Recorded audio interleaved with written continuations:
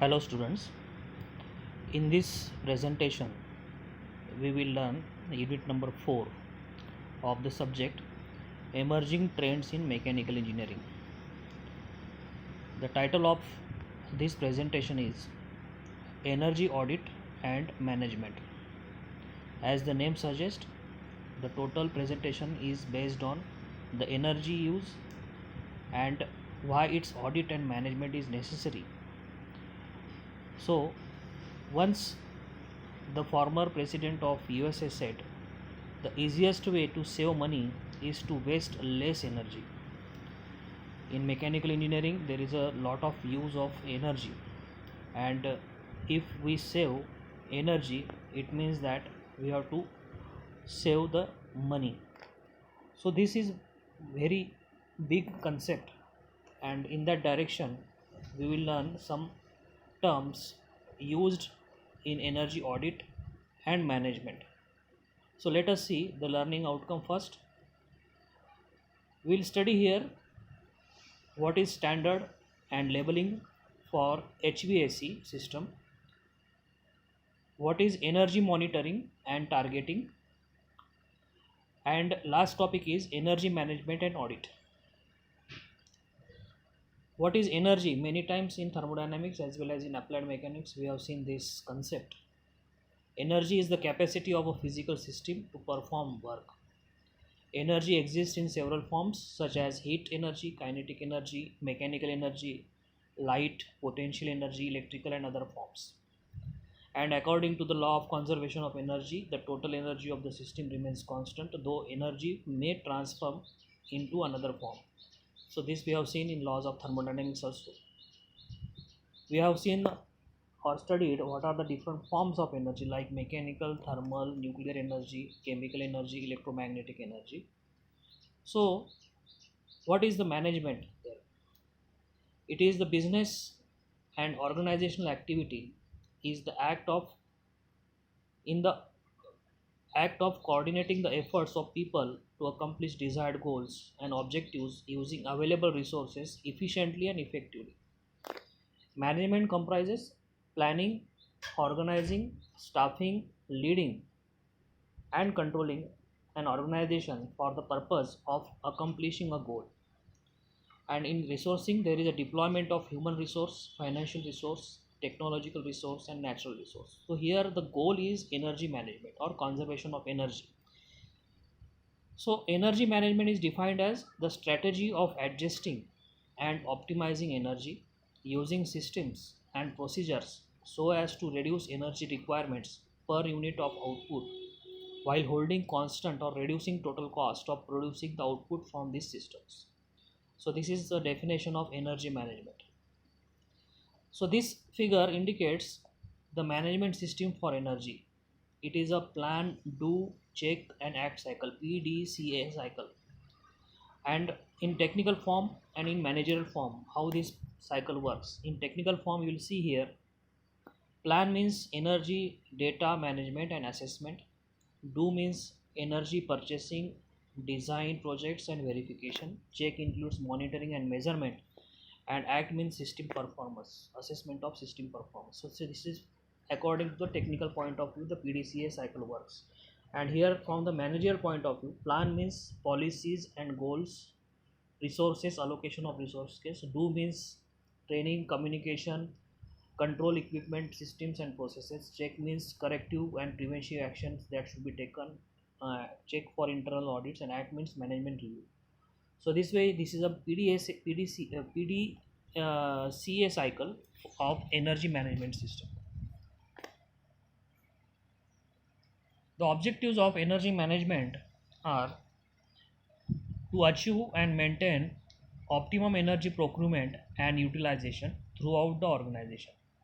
Second is to minimize energy cost or waste without affecting production and quality. So without affecting production and quality, we have to save the energy, we have to minimize energy cost, and we have to give less waste. And last is to minimize environmental effects. So energy management means what? Actually, the basic objective of the energy management system is to answer these questions. how much energy is consumed, how is the energy consumed, where is the energy consumed, when is the energy consumed, what is the quality of energy consumed. In order to address these queries, energy audits are conducted, and that's why there is a concept of energy audit. So, definition of energy audit, let us see. As per Indian Energy Conservation Act 2001, energy audit is defined as the verification, monitoring, and analysis of use of energy, including submission of technical report containing recommendations for improving energy efficiency with cost benefit analysis and as an action plan to reduce energy consumption. Why the need for energy audit? The three top operating expenses are energy, labor, and materials. Energy would emerge as a top ranker for cost reduction. Primary objective of energy audit is to determine ways to reduce energy consumption per unit of product output or to lower operating cost.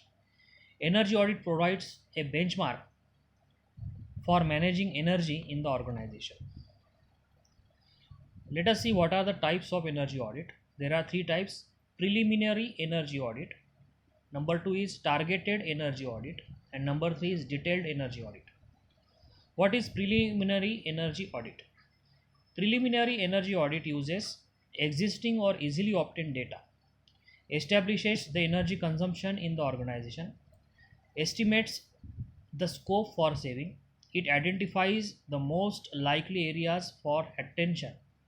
It also identifies immediate improvements.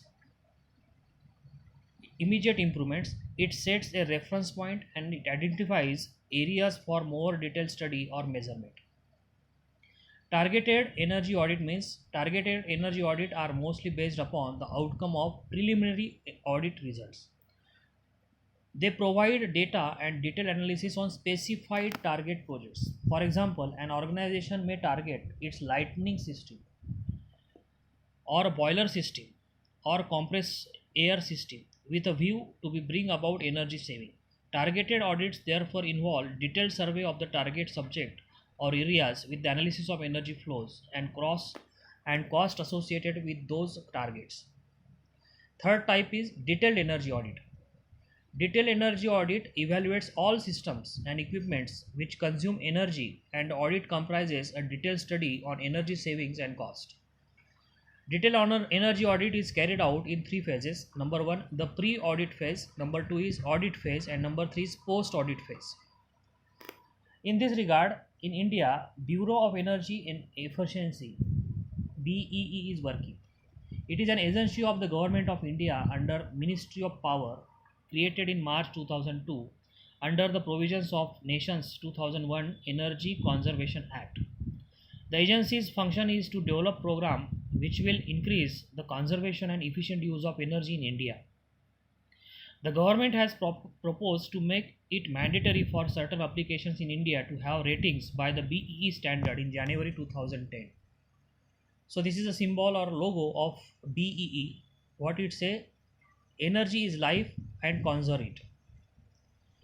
Let us see the areas of energy audit. These are some of the areas: electricity, natural gas, steam, coal, wood, and fuels. Like another, thermal technical protection of the building, heating system, hot water preparation, ventilation system and air conditioning system, electrical appliances, gas or other energy resources, indoor outdoor lighting, measurement and regulations. Let us see energy audit methodology. First is pre-audit pre-presentation, then collection of data or information related to the energy consumption, measurement and monitoring with the instrument, computation in depth analysis, post-audit presentation to discuss the energy conservation opportunities identified by the audit team. These are some of the instruments used in energy audit: flue gas analyzer, power analyzer, tachometer, ultrasonic flow meter. After that, here you can see TRAPMAN, Raytec gun or digital thermometer, anemometer, pH, TDS, conductivity meter, lux meter, digital manometer. These are some of the instruments used while there is auditing of the energy. Now what is standards and labeling? What is standards? It prescribes limits on the energy consumption or minimum levels of energy efficiency of manufactured product. Standards commonly encompass two possible meanings. Number one, well defined test protocols to obtain sufficiently accurate estimate, and number two, target limits on energy performance. What is label? It describes energy performance in the form of energy use, efficiency, or energy cost. Labels mainly give consumers the necessary information to make informed purchase. There are two types of label. Number one is comparative label and number two is endorsement label. Comparative label allow consumers to compare the energy consumption of similar products and factor lifetime running cost into their purchasing decision. An endorsement label provides a certification to inform prospective purchasers that the product is highly energy efficient for its category. The objective of standards and labeling program is to provide the consumer an informed choice about the energy saving and thereby cost saving potential of the marketed household and other equipment. This is expected to impact the energy saving in the medium and long run, while at the same time it will position domestic industry to compete in such market where norms for energy efficiency are mandatory. What are the objectives of standards and labeling program? Let us see one by one. To achieve the energy savings at national level through promoting the use of energy efficient products. To prohibit manufacture, sale and import of such equipment which does not conform to the standards. To provide the consumer an informed choice about the energy saving and cost saving potential of relevant products and to ensure that only energy efficient equipment and appliances would be made available to the consumers. So what Energy Conservation Act 2000 says, BEE created as a nodal statutory body to improve energy efficiency through number one, standard and labeling for equipment and appliances, S&L, Energy Conservation Building Codes, ECBC, energy consumption norms for designed designated consumers, certification and accreditation energy auditors and energy managers, dissemination of information and best practices, capacity building, establish energy efficiency delivery systems through public private partnership. The act creates the Bureau of Energy Efficiency in the center and state designated agencies in the states. 30 states have created SDAs, state designated agencies. So standards and labeling, it is formed as per Energy Conservation Act 2001. This act empowers bureau and central government to specify energy consumption standards. It prohibit manufacturer or sale or import of equipment and appliances that do not meet standards, and it requires display of energy performance labels on equipments and appliances. So these labels we found on many equipment like electrical equipment nowadays. When we purchase any refrigerator or air conditioner like that, you will see such type of labels. So this is a form of that label. So standard means energy efficiency standards are procedures and regulations that prescribe the energy performance of manufactured products, sometimes prohibiting the sale of products that are less energy efficient than the minimum standard, often called minimum energy performance standard. So this standard is also called as MEPS. And label means energy efficient labels are informative labels affixed to the manufactured product to describe the product's energy performance, usually in the form of energy use, efficiency or energy cost. These labels gives consumers the data necessary to make informed purchases. So the most significant benefits of standards and labeling are: it provides information on energy use to consumers, it enables consumers to reduce energy bills, it reduces capital investment in energy supply infrastructure, it strengthens the competitive market, it migrates climate change goals, and it reduces urban regional pollution. Now let us turn towards HVAC system, standards and labeling of HVAC system. What is the purpose of HVAC system? HVAC system provide a specific set of environment condition required for the manufacturing process. What are the functions of HVAC system? Heating and cooling, humidifying and dehumidifying, cleaning the air, regulate airflow and pressurization. So this concept that you may have seen in RAC subject. And what is the use? To prevent contamination and to provide comfortable working condition. So HVAC means heating, ventilation and air conditioning system. HVAC regulates room temperature, humidity, air quality and air flow. So heating means heating is significant in maintaining adequate room temperature, especially during the cold weather condition. Ventilation process means what? Process of changing or replacing air in the space to control temperature or to remove any combination. And here air conditioner and refrigerant are provided through the removal of the heat. So these are the components of this HVAC system: air handling unit, air distribution network and air filters. Various applications of air conditioning that we can see. Air conditioners are used here: shopping malls, auditoriums and theaters, hospitals, hotels and restaurants, offices, commercial complex, luxury apartments, infotech parks, pharma industry, telecom industry and many more. What does HVAC stand then? Heating, ventilation and air conditioning is typically an environment control system which may include controls of temperature, humidity and airflow of a space. What are the functions of HVAC then? To control of air temperature, control of moisture content in the air, proper air movement and to hold the air contamination within acceptable limits. So this is a label for room air conditioner up to 11 kilowatt cooling capacity. Air conditioner, room air conditioners are two types: window air conditioner and split air conditioner. So air conditioner label information include energy efficiency, appliance type, brand, model name, number, year of manufacturing, cooling capacity in watts, power consumption in watts, variable speed, compressor and heat pump. Air conditioners which are labeled nowadays are Carrier, Toshiba, Voltas, LG, Daikin, Samsung, Blue Star, Onida. After that, Whirlpool, ETA General, Videocon. These are some of the manufacturers of air conditioners who are labeled now by Bureau of Energy Efficiency. So labeling program is essential to ensure that the equipment conforms to the set standards regulating safety and energy efficiency. It facilitates for testing equipment is essential for successful labeling program. So what star label says: more star gives more savings of energy in efficiency parameter, brand and model details, technical parameters, applicable data of standard and manufacturing year. So this is a star label description for what is this indicated: more stars, more savings. When companies similar size products look for more stars and more money. After that, efficiency parameter: lower electricity consumption means higher savings. Sometimes efficiency is written where higher is better.